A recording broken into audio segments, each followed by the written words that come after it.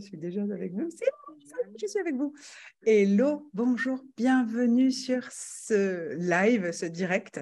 J'avais envie de venir aujourd'hui parler et faire référence au post que j'ai publié ce matin sur mon mur. Pardon.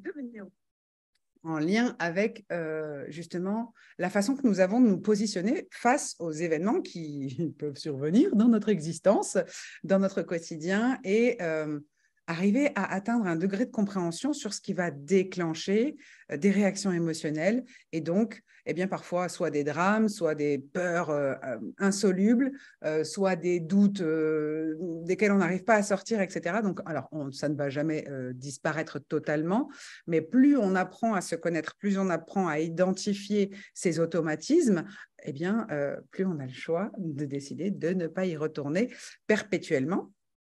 Et en fait, ce matin, le post que j'ai fait sur mon mur, alors je vais tâcher de partager mon écran très brièvement, juste sur une slide de la formation du module 1. Cette slide, elle concerne la pyramide de Robert Dilts et elle parle en tout premier de l'environnement. Il faut savoir que ces pyramides, on le dit de bas en haut, ok, et ça, on le voit dans la formation. Donc, je le répète, ça fait partie du module 1 que vous pourrez étudier au sein de la cohorte.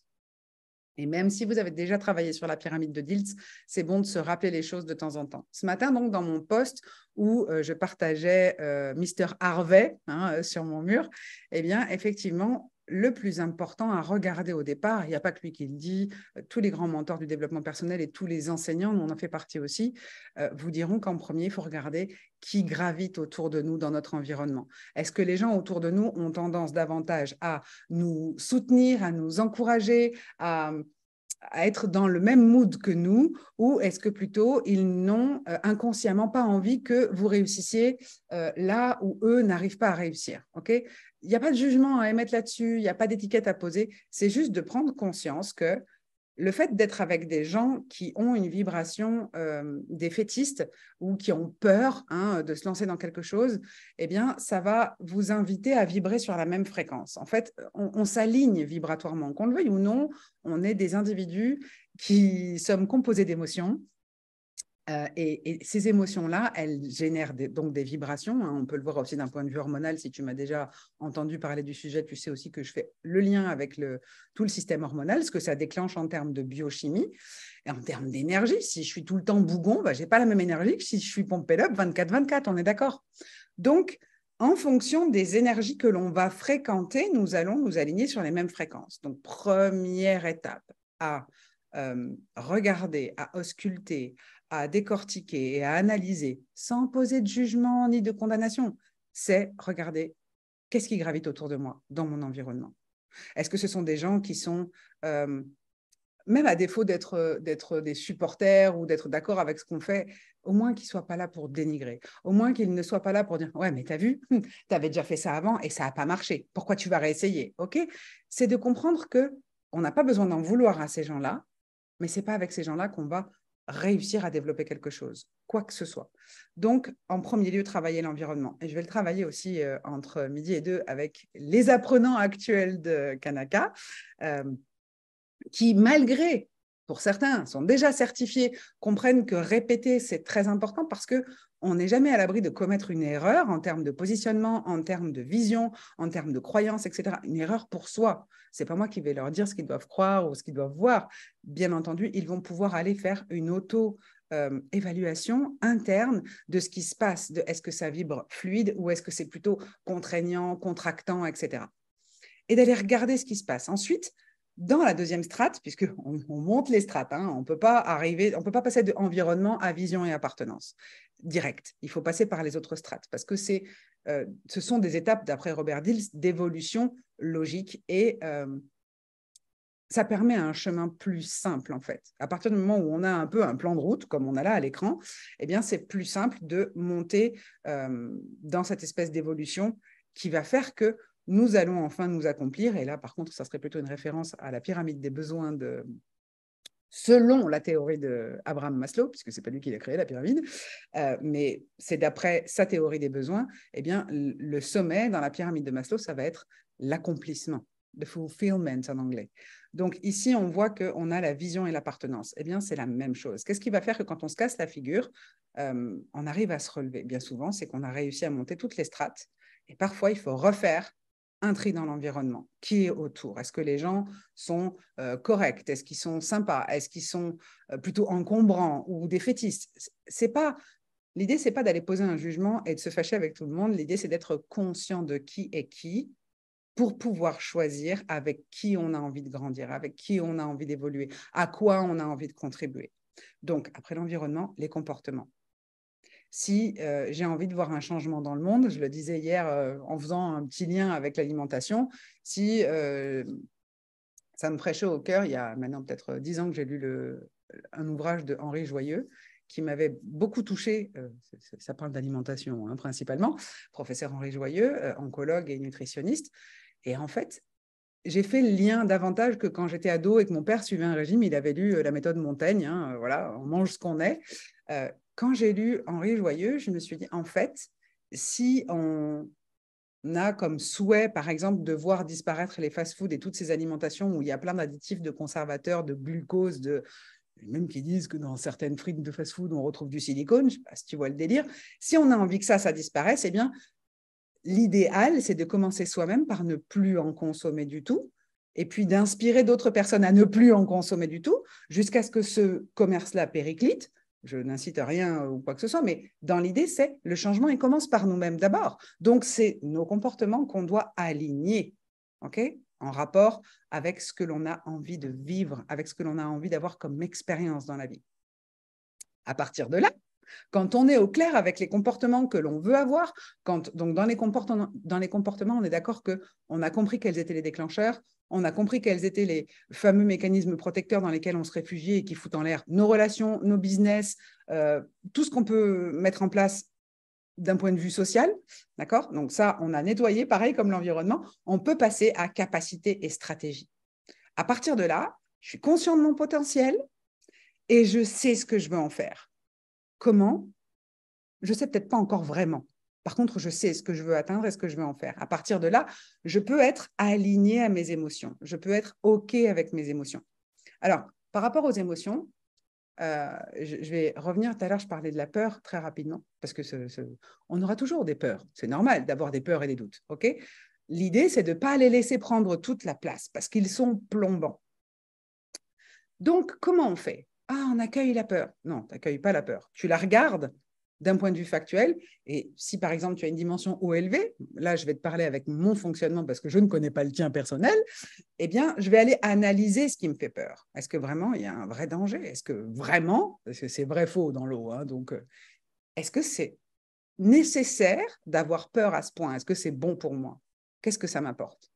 Ça me libère? Non, ça m'enferme. La peur, elle enferme, elle écrase, elle étouffe et elle peut même, comment dire, faire s'éveiller la haine en nous. Okay? Quand on a peur de quelque chose, on va violemment le repousser ou le rejeter et on va devenir mauvais et violent. Okay? Mauvais au sens désagréable pour les autres et pour soi aussi parce qu'on se fait mal en premier à soi et en même temps, on fait mal à l'autre.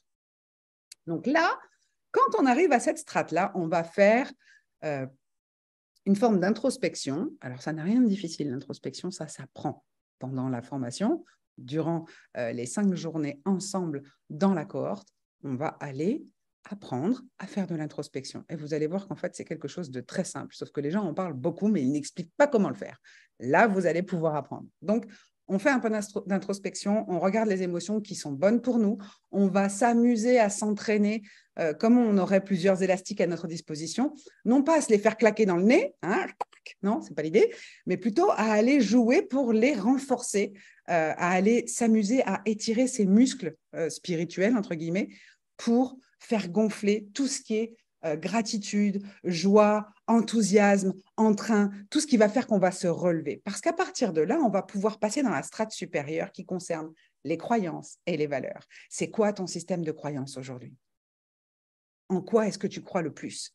Parce que ce en quoi tu crois le plus va prendre le plus de place. Et le fait est que ça peut te bloquer à cette strate-là. D'accord?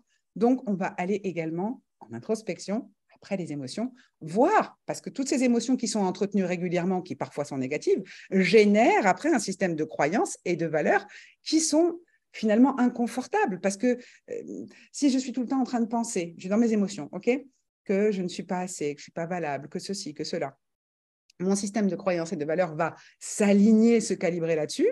Et du coup, c'est super étroit entre les trouilles, les croyances, les valeurs où je ne respecte pas moi-même mes propres valeurs. Et on ira bosser sur les valeurs fondamentales, tu le verras. Eh bien, c'est complètement étriqué, ça nous empêcherait de passer au-dessus. Donc, une fois qu'on a fait là aussi le point sur nos croyances, quelles sont les croyances qui sont aidantes, quelles sont les croyances qui sont limitantes, et quelles sont mes valeurs fondamentales. Les valeurs fondamentales, c'est très simple. On va partir du principe qu'une personne a entre 8 et 12 valeurs, mais qu'elle va principalement rester très à cheval sur 3 à 5 valeurs fondamentales. Okay, et ces 3 à 5 valeurs fondamentales, quand elles ne sont pas respectées par nous-mêmes, quand nous ne les honorons pas nous-mêmes, eh bien, il se passe quelque chose de phénoménal à l'intérieur du corps, ça se désaligne, ok? Parce que le mental n'est pas OK. Si le mental est OK, on s'aligne à nos valeurs, on respecte nos propres valeurs et on les honore au quotidien.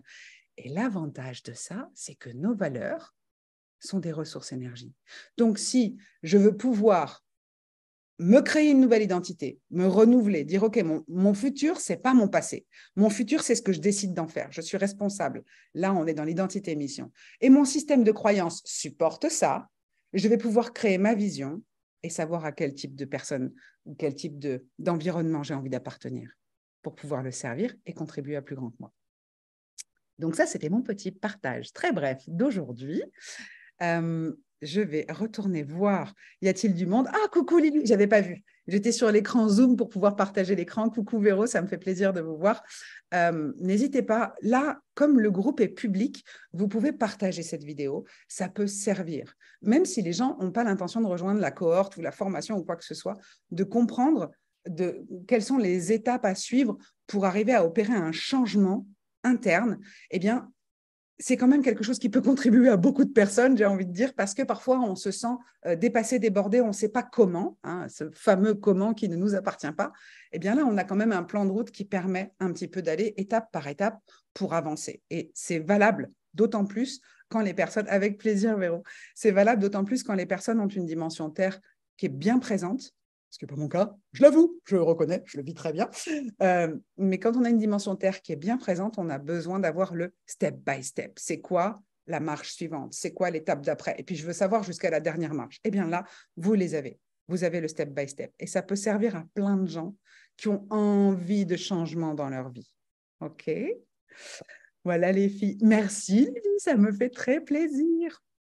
Je vais vous faire plein de gros bisous parce que justement, je retrouve les loulous actuellement encore en formation ou en révision parce que c'est important de réviser.